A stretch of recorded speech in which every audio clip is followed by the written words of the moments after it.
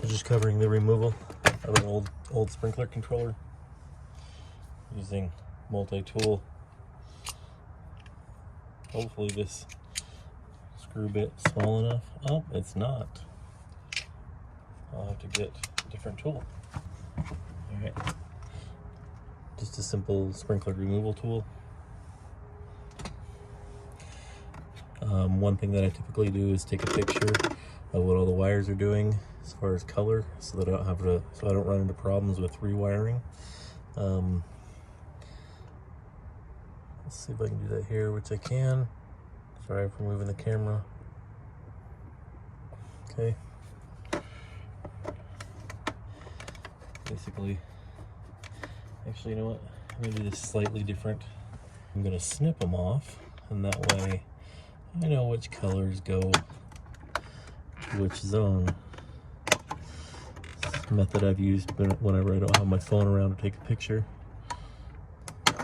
So in this case, you see common is green. A lot of people might misrepresent that as zone number 1.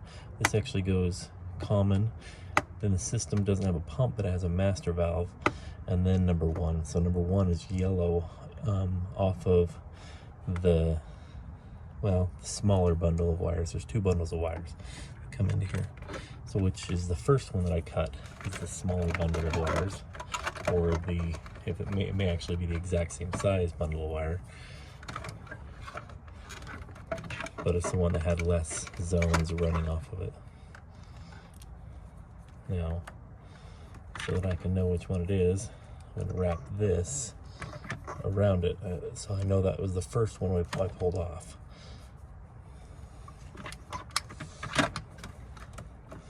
And then pull it out. Sorry about shaking the camera. Not a lot of room to work around a camera. Alright, now that first one is out, I'll do the exact same thing with this one. Snip them each off.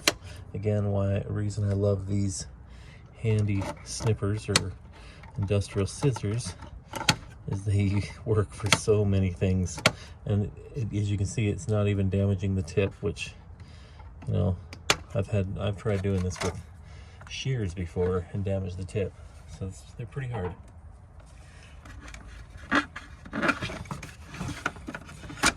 Okay, back to the multi-tool. Just going to use the Phillips bit, since that's what's in here. That's nice. Bird droppings. That's gross. Sorry about the hands being in the way, but there's nothing I can do about it.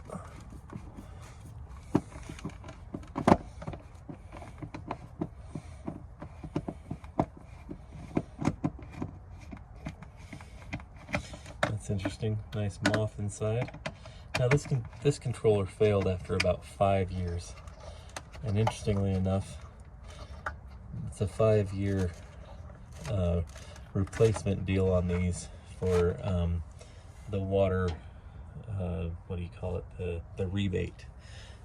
So I don't know if that's by design, but it's sure interesting that that's how it turned out. All right, there it goes. The top one on this is designed to just hook on, and the bottom one holds it in place. All right, so other than the power wire, which is all bundled up in this, I'll have to clip it off later. That one is off and ready to go. Now, I seriously doubt that's going to be the right position for the new one. So it's actually going to be pretty close. The new one's a little bigger.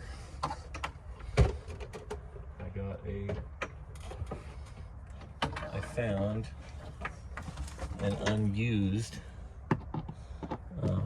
Rainbird controller that it's outdated. It's not really, it'd be nice to have a newer one, but this one is brand new. And I had to break the seal on the box to open it.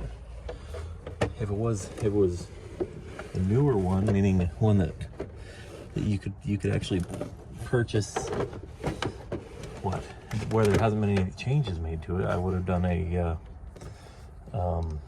video on it, but on the opening. All right, I'm just trying to, since that one I know already exists, just trying to align it with the hole here. Oops, as I just dropped the screw. Use one that's a little longer, a little easier to deal with. And then push it through and find it.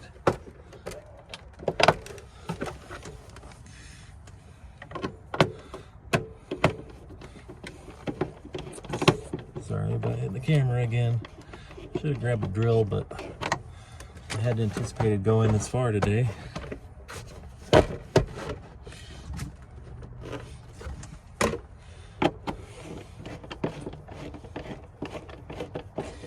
So I'm just going to mount with 2 screws today. You really should mount all 4.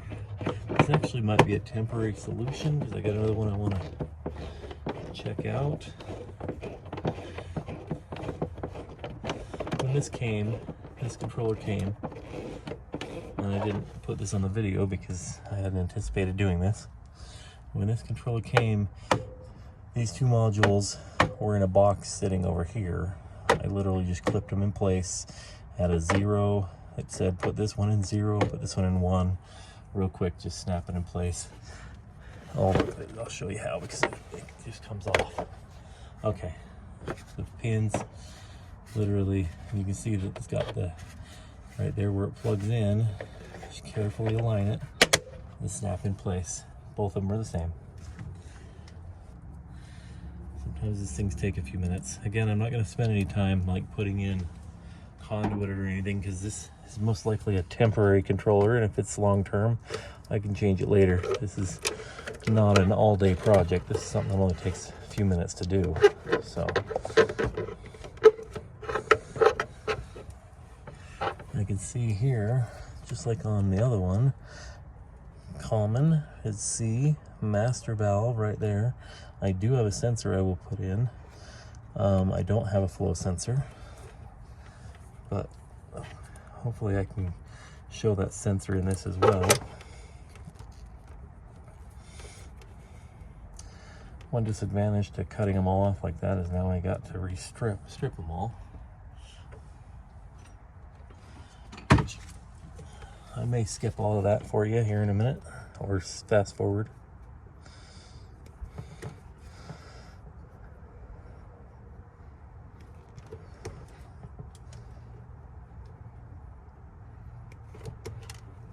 One thing I didn't consider,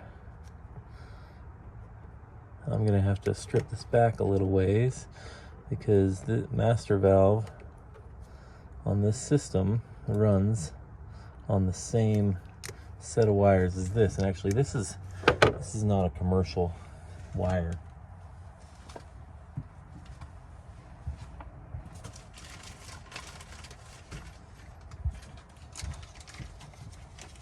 Sorry, I don't want that to be tipping, so I'm getting another screw real quick.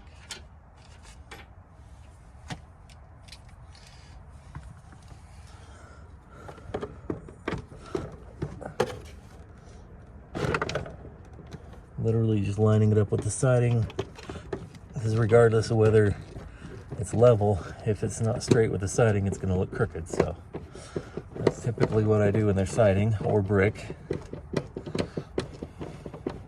The thing that's nice about siding is there's usually something behind it to screw into, and you're not going to have to worry about it falling off. Okay, now what I was talking about here, unwrapping this guy. I'm gonna have to strip this back. A lot of times I'll use this versus that little braided, not braided, that nylon wire or strip there. A lot of times, if you're not using one of these wires, it works really well to help strip that back a ways. And since I got to go from here to here, I gave me a little extra there.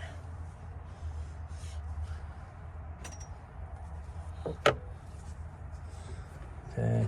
Those 2 were the ones that didn't need to be used. And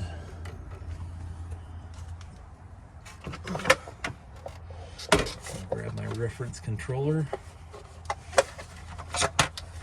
reference controller right here. So we're gonna go, master valve is blue, green is the common. So just stay right there for now.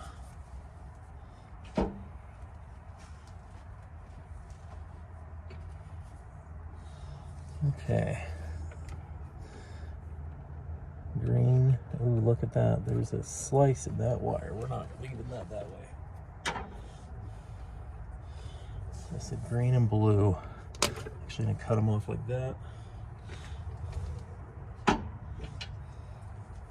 I never leave opens wiring. How would you even call it? The sheath, where the sheath is bare, inside of a controller, and I never strip too far past because I don't want to have any reason for anything to short out inside of here. That's just a planned disaster. So we're gonna go with common. I think these are just literally push. Yep, they sure are. Push in, pull out to make sure they're held on. Sure enough, they're tight. So these are nifty. So I'm assuming that means, since this is black, this is also a common. And I said it was yellow, red, white. So we'll start this side so it makes more sense to see it on yours.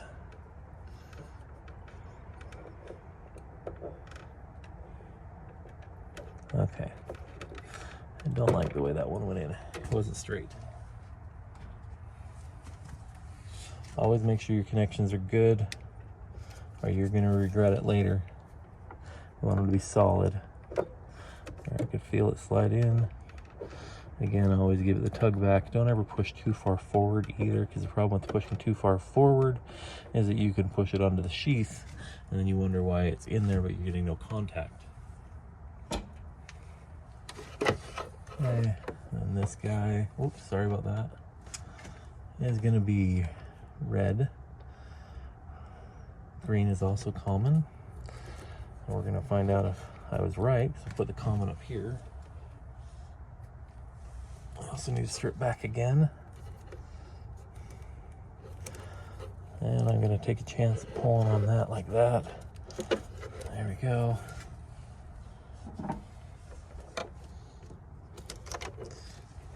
Not the best practice, but works.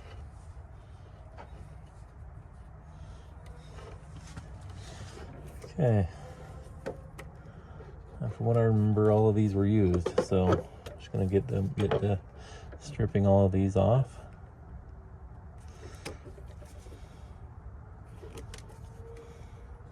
One thing I also don't do, I also try not to squeeze tight, hard when I squeeze these. So just enough to grip the wire and then pull. And what that prevents is biting into the wire, because even though you're on the right side, you can still bite into the wire. And over time, those spots can become weak. And you don't want them falling apart. I've had them break off inside the controller, and it sure makes it a mess when you can't use your pin because there's something stuck in it. All right, green, we'll try that. See if that truly is a common. All right, I'll go this way. It's the same in order that we're going.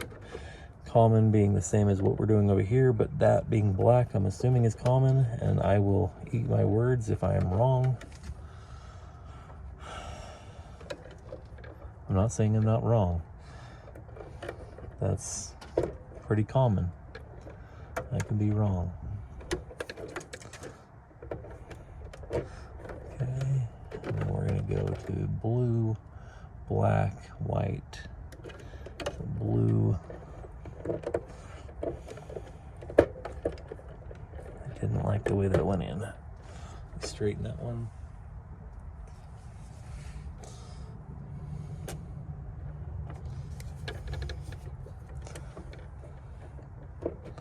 There we go, that went good. So it went blue, black, white, yellow.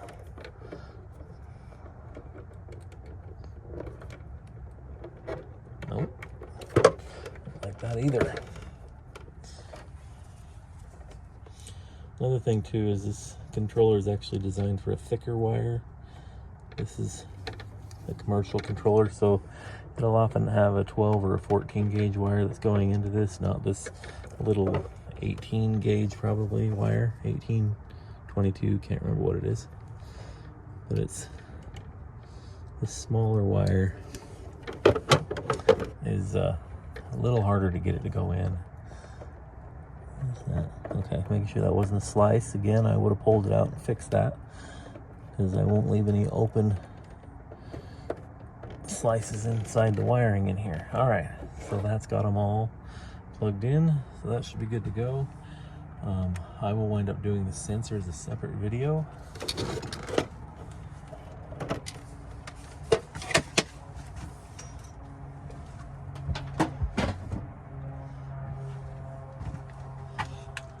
Got a little bit of tidying up. Whoops, sorry again.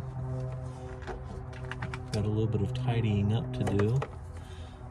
Typically don't leave it looking like this big of a mess, but I don't typically have gorgeous looking controllers. Some people do. Oh no, I just lost that tool down underneath the deck. That's not good. This is something I like to do too, is use the existing wire, so if somebody doesn't cut it off, use it to wrap if it's not going to cause problems, because then all of this is still together. We're able to see which ones go to which I try to set them up so that they go to the same, so you can see which direction they come from. Now that we're here with everything all ready to go, let's see about programming this. Okay, so get a current time. You've got my phone. I'm gonna make a guess time. I'll go with that because I don't know. Let's see.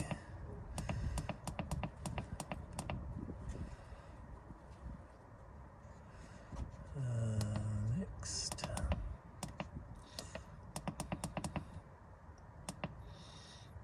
Okay. Accept that module. It's telling me about the module inside of it that I already set up.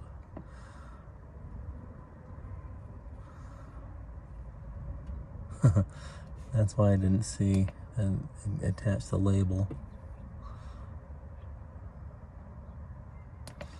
Okay, that's set up. Flow watch is off because I don't have a flow sensor on this. All right. Now let's go ahead and set it up. Okay. Current date, current time is already set. We already set that. Watering start time. We're only going to go with program A for now, just to give us an idea of how to operate this guy. I'm going to start this at 1 a.m. Best water pressure in this area is at 1 a.m. Gives us about 3 hours of good water pressure before everybody starts watering. Only one program, by the way. You can screw up a clock really good by adding multiple programs if you don't know what you're doing, and that's because you don't know the programs are in there, and it can cost you a lot in water. Okay. Allow.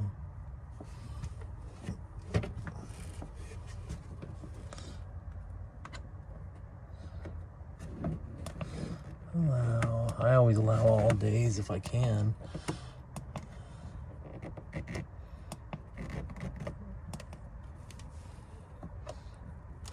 Okay, station run times. And then I will adjust my percentage after that. So the station run times, number 1 here. Wrong one. Number 1 here. Our MP rotators. That doesn't mean that I'm going to run every day for 45 minutes, but that gives it the maximum run time of 45 minutes. So I stated that I typically allow all 7 days of the week. It really depends on the size of the system and how much available water there is, and whether or not the it is likely that it will be able to make it through the watering cycle if it has to miss any specific days. And if it can skip days, going 3 to 4 days a week is a good thing, unless you're on sand, which sometimes it doesn't hold the water. Number 4 on this one are spray heads. So that's a daily maximum is what I'm giving it. So in this case, I'll give it a daily maximum of 12.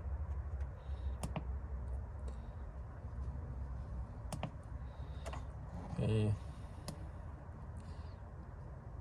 And the rest of them are all pop-ups as far as I understand. We'll find out when we get a little farther along. This programming is, for your first 2 years on most systems, is very fluid.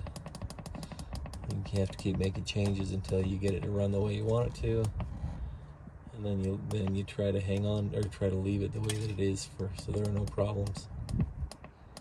Meaning you adjust the percentage over days based upon what your program, I can't remember if it was 9 or 10. We're going to set 10 just in case. But you program based upon either days or percentage, which right here, seasonal percent adjust. That's a very very easy way to be able to make the adjustment. Another thing that's nice about this controller is you can do it by month, so you don't have to come back and remember. So you can, let's see.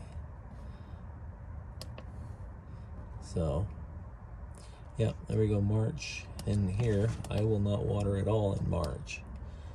So I would set this to 0, and I would set all the winter months to 0, and I would set April to, well, probably 10 or 20% in this case, because it really shouldn't get watered much.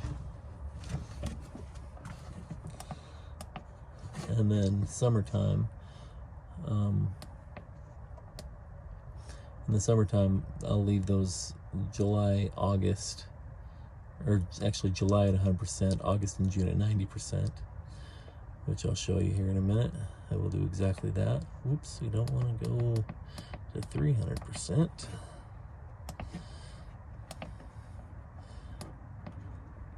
May,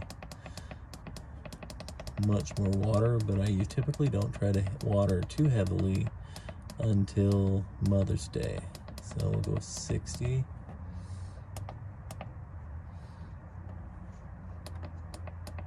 Oops.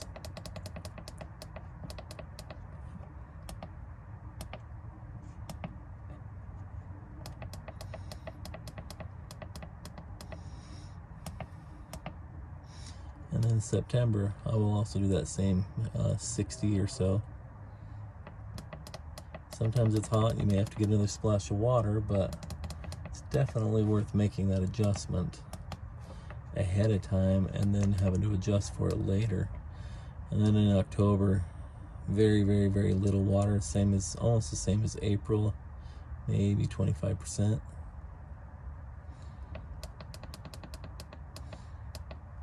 And then I seriously doubt it'll be here for the winter time, so I'm not going to set that for now, because it will be shut off anyway.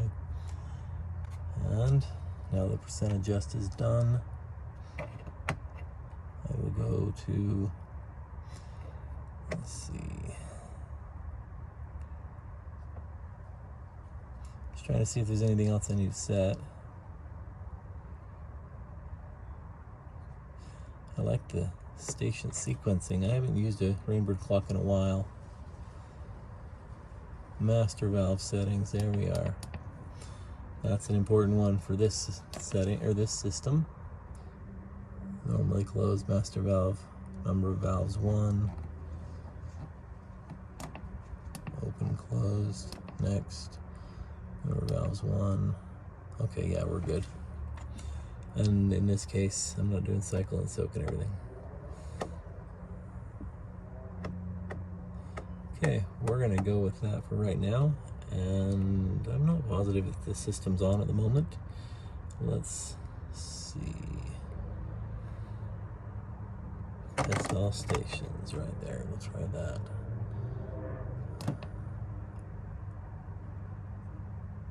Okay.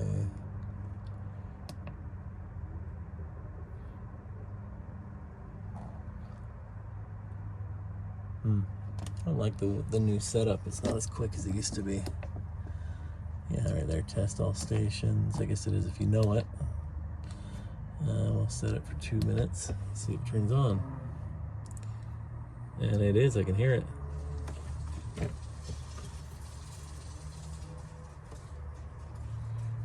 Sure enough, that's working